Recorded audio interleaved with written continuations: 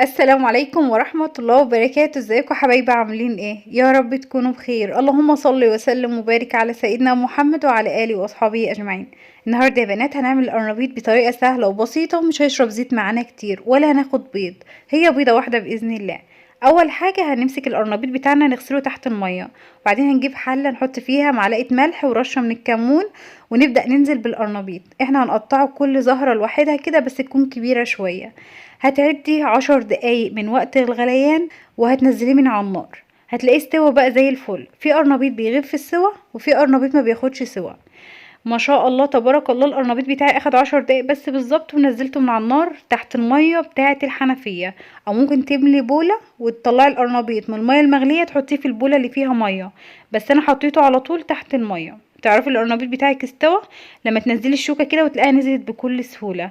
هنبدأ بقى نحضر التتبيلة بتاعتنا. عندي هنا كوباية من اللبن، نص كوباية من المية، بيضة واحدة بس هنزل عليها بمعلقة صغيرة من الخل عشان نضيع اي ريحة زفارة، وعندي مقدار كوباية من الخضرة، شبت على كزبرة، وعندي طماطمية بشرتها كويس كده، ومعلقة صغيرة من الثوم المهروس، ومعلقة صغيرة من الفلفل الاسود والكمون، ورشة من الكزبرة الناشفة، ومعلقة كبيرة من البابريكا، ولو انت عاوزة تحطي شطة حطي معلقة صغيرة، وعندي 4 معالق من الدقيق، ومعلقة صغيرة من البيكنج باودر. البيكنج باودر بيخليها هشة معاكي كده وحلوة مش مكتومة.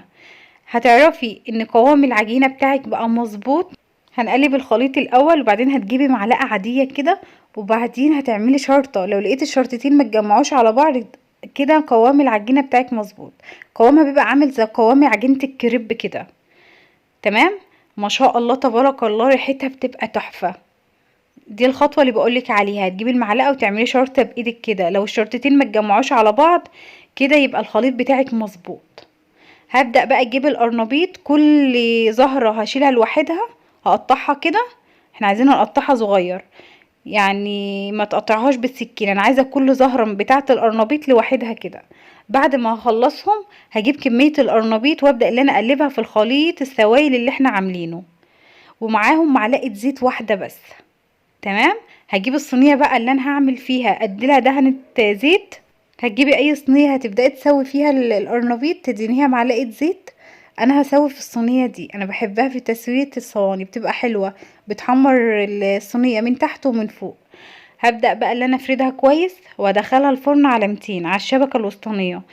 اول ما تشمع معايا هطلعها، هبدا اللي انا اقطعها قبل ما تستوي، عشان وهي بتستوي كل مكعب بيتحمص كده ويبقى حلو. ما شاء الله تبارك الله، طالعه تحفه. هجيب معلقه سمنه بلدي بقى وابدا اللي انا ادهن وش الصينيه وادخلها تاني الفرن تكمل سوا. ما اخدتش اكتر من 20 دقيقه وكانت زي الفل. ما شاء الله تبارك الله، ما اخدتش زيت كتير ولا اخدت بيض كتير، وخطواتها سهله وبسيطه، والطعم بقى بيبقى حكايه. ما شاء الله يا بنات، تقدمي جنبها بطاطس محمره.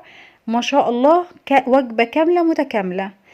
انا بفضلها عن القرنبيط اللي انتي بتحمريه في زيت كتير، بيشرب زيت وبياخد بيض كتير وبيتعب، انما دي سهلة وبسيطة وطعمها بيبقى تحفة. ما شاء الله تبارك الله، هي بتتكلم عن جمالها.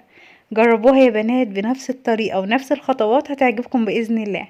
يا رب النهاردة تكون حلقة خفيفة عليكم، والسلام عليكم ورحمة الله وبركاته.